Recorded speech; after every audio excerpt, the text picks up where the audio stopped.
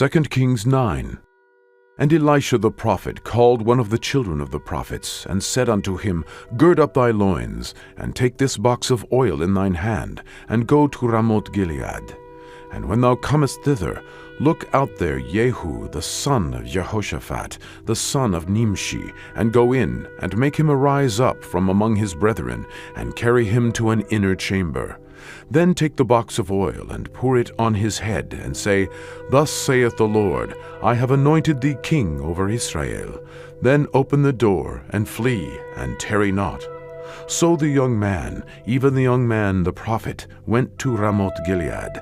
And when he came, behold, the captains of the host were sitting. And he said, I have an errand to thee, O captain. And Jehu said, Unto which of all of us? And he said, To thee, O captain. And he arose and went into the house, and he poured the oil on his head, and said unto him, Thus saith the Lord God of Israel, I have anointed thee king over the people of the Lord, even over Israel. And thou shalt smite the house of Ahab thy master, that I may avenge the blood of my servants the prophets, and the blood of all the servants of the Lord at the hand of Jezebel. For the whole house of Ahab shall perish, and I will cut off from Ahab him that pisseth against the wall, and him that is shut up and left in Israel. And I will make the house of Ahab like the house of Jeroboam the son of Nebat, and like the house of Baasha the son of Ahiah.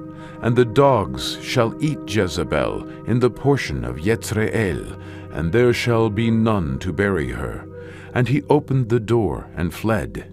Then Jehu came forth to the servants of his lord, and one said unto him, Is all well? Wherefore came this mad fellow to thee? And he said unto them, Ye know the man, and his communication. And they said, It is false. Tell us now. And he said, Thus and thus spake he to me, saying, Thus saith the Lord, I have anointed thee king over Israel. Then they hasted, and took every man his garment, and put it under him on the top of the stairs, and blew with trumpets, saying, Jehu is king.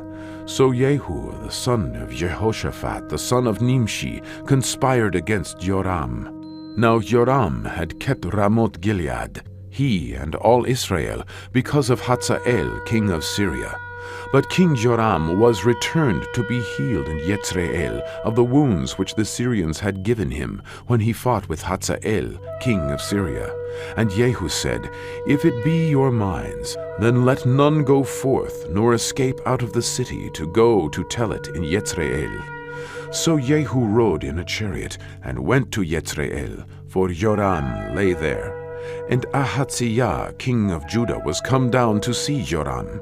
And there stood a watchman on the tower in Yezreel. And he spied the company of Jehu as he came, and said, I see a company.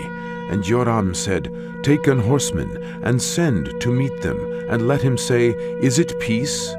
So there went one on horseback to meet him, and said, Thus saith the king, Is it peace? And Jehu said, What hast thou to do with peace? Turn thee behind me. And the watchman told, saying, The messenger came to them, but he cometh not again.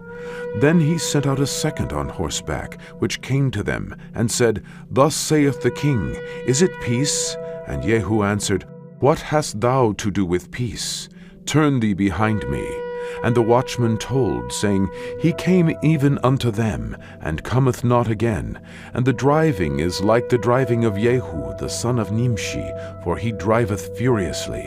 And Joram said, Make ready. And his chariot was made ready. And Joram, king of Israel, and Ahaziah, the king of Judah, went out, each in his chariot. And they went out against Jehu, and they met him in the portion of Naboth the Yezreelite. And it came to pass, when Joram saw Jehu, that he said, Is it peace, Jehu? And he answered, What peace, so long as the whoredoms of thy mother Jezebel and her witchcrafts are so many? And Joram turned his hands and fled, and said to Ahaziah, There is treachery, O Ahaziah. And Jehu drew a bow with his full strength, and smote Jehoram between his arms, and the arrow went out at his heart, and he sunk down in his chariot. Then said Jehu to Bidkar his captain, "Take up and cast him in the portion of the field of Naboth the Jezreelite. For remember how that when I and thou rode together after Ahab his father, the Lord laid this burden upon him. Surely I have seen yesterday the blood of Naboth, and the blood of his sons, saith the Lord, and I will requite thee in this plat, saith the Lord. Now therefore take and cast him into the plat of ground, according to the word of the Lord."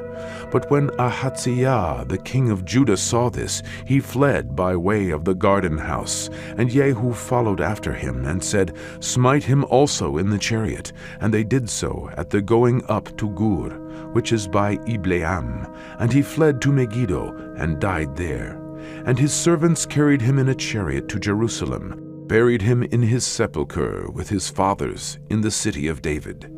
And in the 11th year of Joram the son of Ahab began Ahaziah to reign over Judah. And when Jehu was come to Jezreel, Jezebel heard of it, and she painted her face, and tired her head, and looked out at a window. And as Jehu entered in at the gate, she said, "Had Zimri peace, who slew his master?" And he lifted up his face to the window, and said, "Who is on my side? Who?" And there looked out to him 2 or 3 eunuchs. And he said, "Throw her down." So they threw her down, and some of her blood was sprinkled on the wall and on the horses, and he trode her under foot. And when he was come in, he did eat and drink, and said, "Go, see now this cursed woman, and bury her, for she is a king's daughter." And they went to bury her, but they found no more of her than the skull, and the feet, and the palms of her hands. Wherefore they came again and told him. And he said, "This is the word of the Lord, which he spake by his servant Elijah the Tishbite, saying, In the portion of Jezreel shall dogs eat the flesh of Jezebel. And the carcass of Jezebel shall be as dung upon the face of the field in the portion of Jezreel, so that they shall not say, This is Jezebel.